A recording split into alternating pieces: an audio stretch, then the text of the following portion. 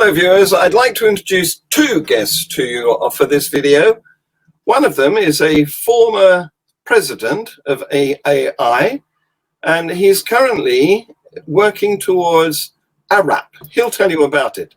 Welcome, Onur. Hello. Hi, how are you? I'm fine. I hope you are too. Tell us, what is ARAP? ARAP is the Atheist Refugee Assistance Program, which aims to help the asylum seekers in need who are currently living in Turkey. Excellent. And our other guest is Celine. Hello, Celine. Hello. You're the assistant in this project, are you? Or what is your role? Well, this project is a project of Atheism Derneği, the Association of Atheism in Turkey, and I'm the president of the association, and I take a very active role in ARAP. Excellent. Right. So things have changed, haven't they, in Turkey? Because the secularism was brought in, wasn't it, after the First World War, I think, and it was done by Kemal Atatürk. But the new ruler has a different idea, doesn't he? What do you think? We call it the counter-revolution. Yes, Turkey was subject to a revolution by Atatürk almost a century ago, which turned Turkey into a secular, modern republic.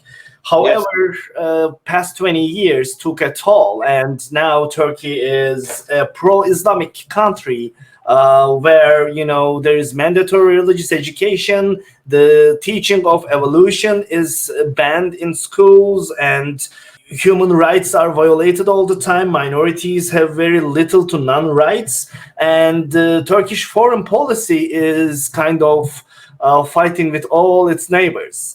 So yeah, Turkey is becoming something else. Yes, not good news. And you've also got the problem of the war in Syria, the neighboring country, haven't you? Celine, what does that mean in terms of people movement? Well, are you talking about the situation with Syria or like as a whole?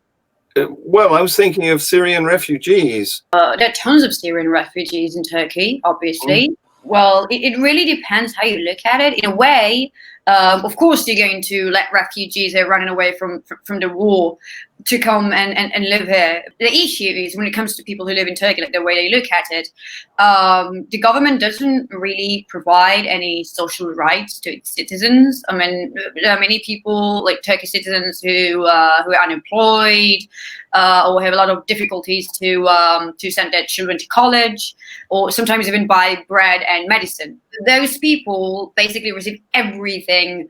When I say everything, I mean in a really extended way. There's a portion of Syrian refugees who are very Islamic, very radically Islamic, and some of them are given citizenship. Some people believe that they're given those citizenships because they would be very loyal to current rulers, you know, because they would be really thankful, and they're also radically Islamic. So basically, you have this portion of new voters who are guaranteed to vote. Yes. Those people. So yeah, a lot of people complain about this whole Syrian refugees issue, but it's usually not because they don't want to save people's lives. It's much more complicated because the situation is being abused. Yes, yes, and this is one of the problems that ARAP is attempting to address, isn't it? Trying to help these refugees settle, finding jobs and accommodation. Tell me about that. There is over 5 million refugees currently in Turkey, not only from Syria. Yes, a majority of them are from Syria, but there's also from Afghanistan or Arabic countries, Iraq, Iran.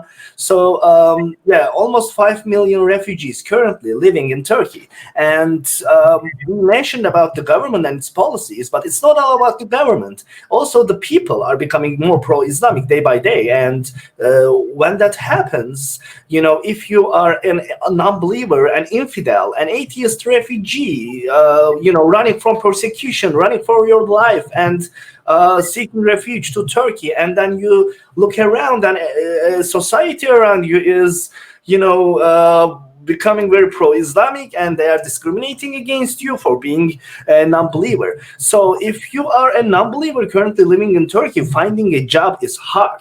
Finding a roommate is hard. Finding a landlord is hard. And let's say you found those.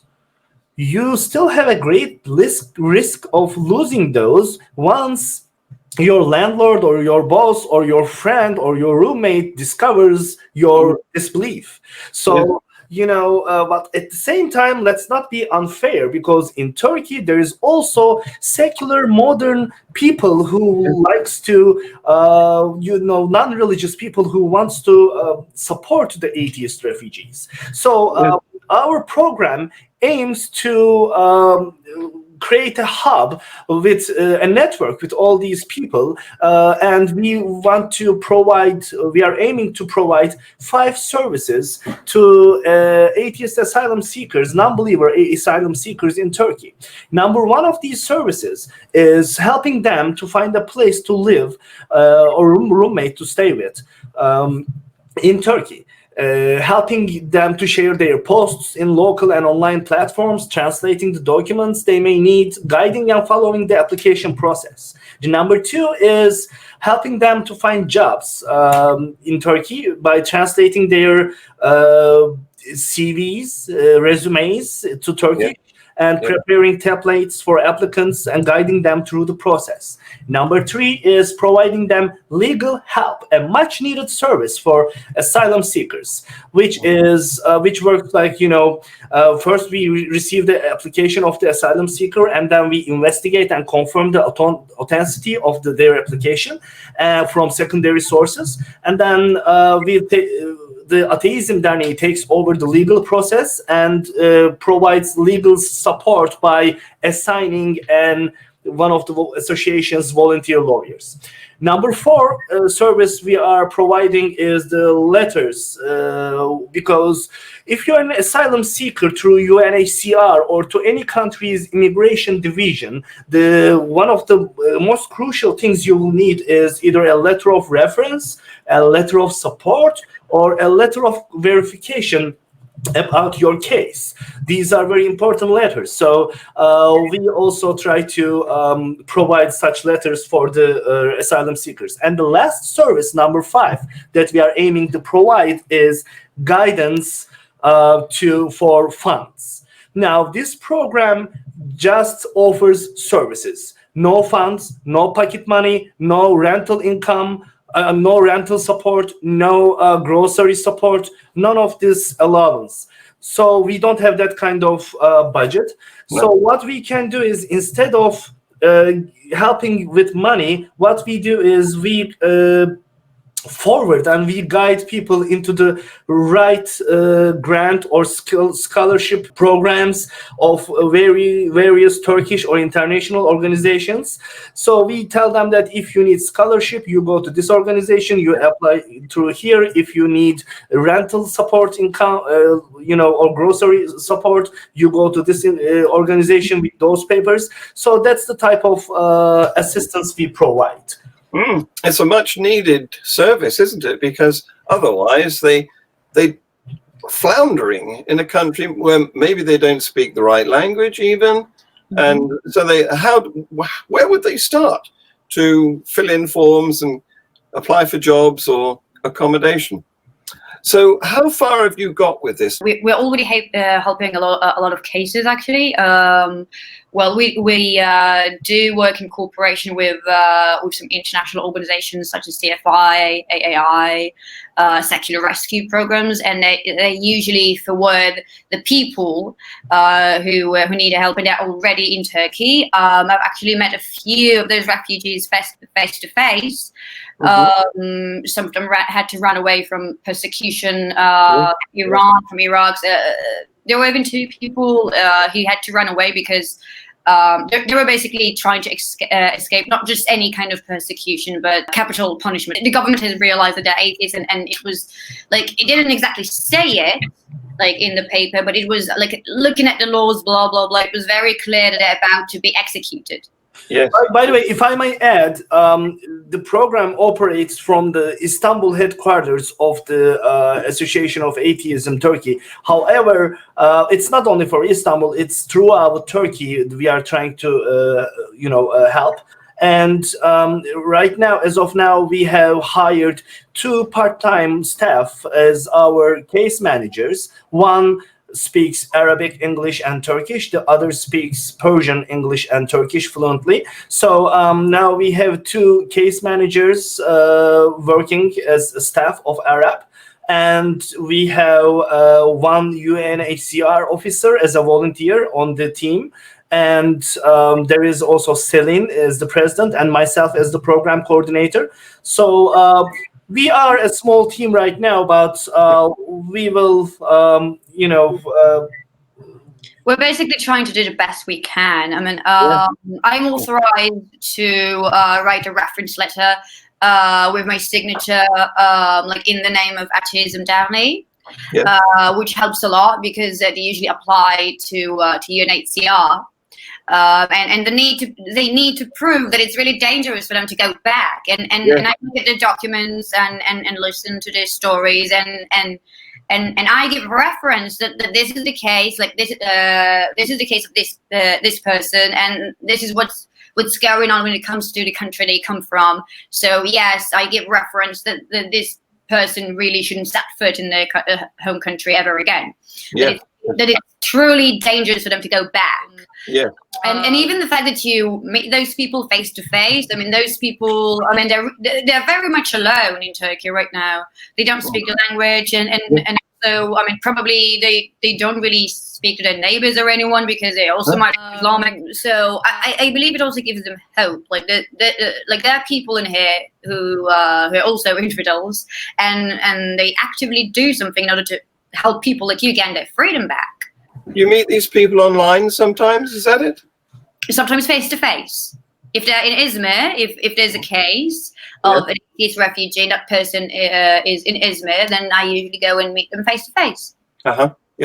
By the way, we already have a couple success stories which we will be sharing next week, and I believe AI will be sharing that too. It's already giving good results. And for last but not least, I would like to thank our the sponsors of Atheist Refugee Assistance Program, which is Atheist Alliance International and Center for Inquiry, Secular Rescue, and that's very important for us that these 2 umbrella organizations have stepped in and made this program come true. And the program is growing, getting bigger, and maybe we will need more staff. Maybe we will need more services or so what we need is funds. That's the number one thing. And for our 2021 budget, we would like other atheist organizations, secular organizations, skeptic or humanist organizations also to join the Atheist Refugee Assistance Program Turkey and become one of the sponsors of the program. That would be very helpful for the all atheist refugees, asylum seekers currently stuck in Turkey. So here's your website, scrolling along the bottom. People can visit that. And if anybody wants to donate, donations will be welcome at the GoFundMe site here, also scrolling along the bottom. A long scroll, that one, isn't it? Yeah, that's a long one. Yeah. Guys, you're doing fantastic work. Thank you very much. Thank you very much for having us. I wish I could say take the rest of the day off, but I know you're too busy for that. Yeah. Thank you. Thank Bye. you. Take care. Bye-bye. Bye-bye.